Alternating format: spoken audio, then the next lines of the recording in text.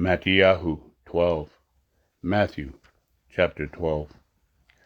One Shabbat during that time, Yeshua was walking through some wheat fields.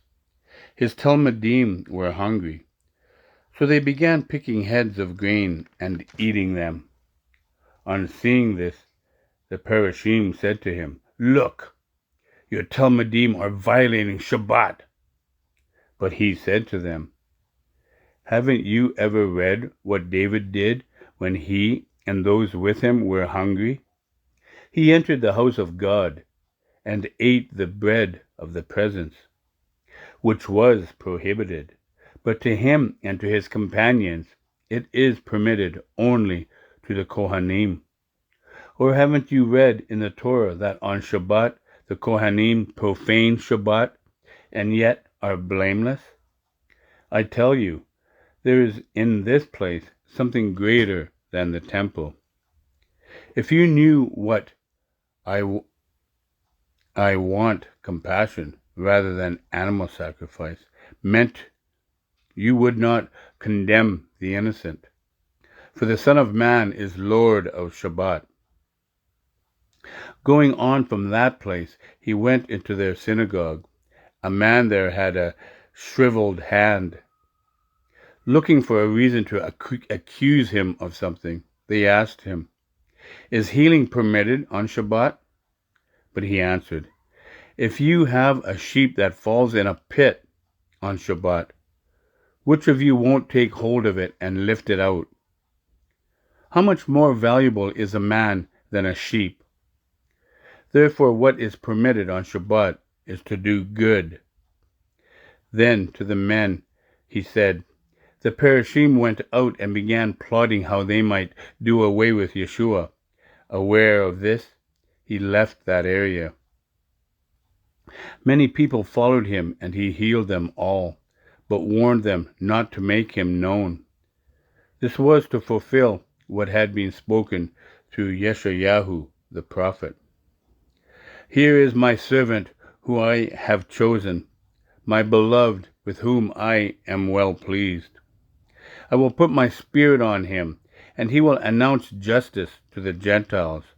He will not fight or shout. No one will hear his voice in the streets.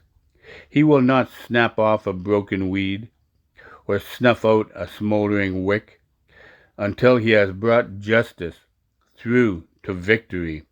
In him the Gentiles will put their hope." Then some people brought him a man controlled by demons, who was blind and mute. And Yeshua healed him, so that he could both speak and see.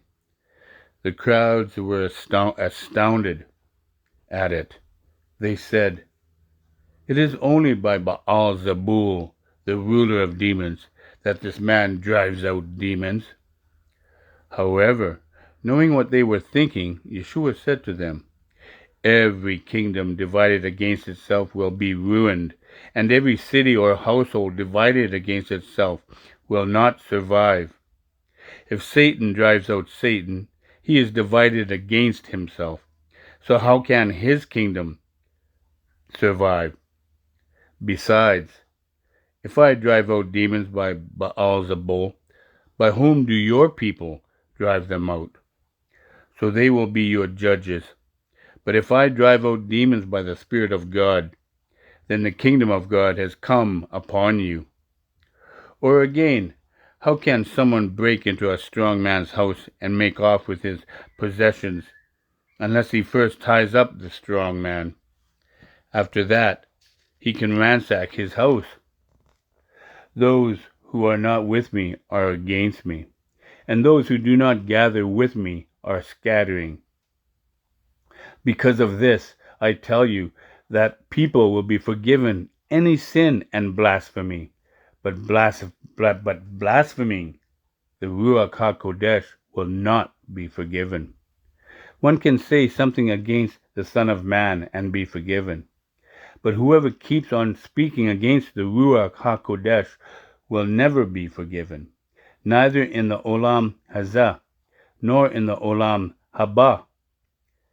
If you make a tree good, its fruit will be good, And if you make a tree bad, its fruit will be bad.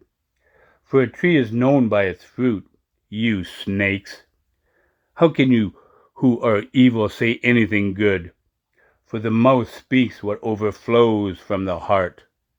The good person brings forth good things from his store of good, and the evil person brings forth evil things from his store of evil.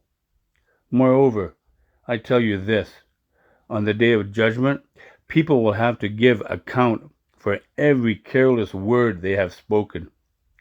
For by your own words you will be acquitted, and by your own words you will be condemned. At this, some of the Torah teachers said, Rabbi, we want to see a miraculous sign from you. He replied, a wicked and adulterous generation asks for a sign. No, none will be given to it but the sign of the prophet Jonah. For just as Jonah was 3 days and 3 nights in the belly of the sea monster, so will the Son of Man be 3 days and 3 nights in the depths of the earth. The people of Nineveh will stand up at the judgment with this generation and condemn it. For they turned from their sins to God when Jonah preached. But what is here now is greater than Jonah. The queen of the south will stand up at the judgment with this generation and condemn it. For she came from the ends of the earth to hear the wisdom of Shlomo. But what is here now is greater than Shlomo. When an unclean spirit comes out of a person, it travels through dry country, seeking rest, and does not find it.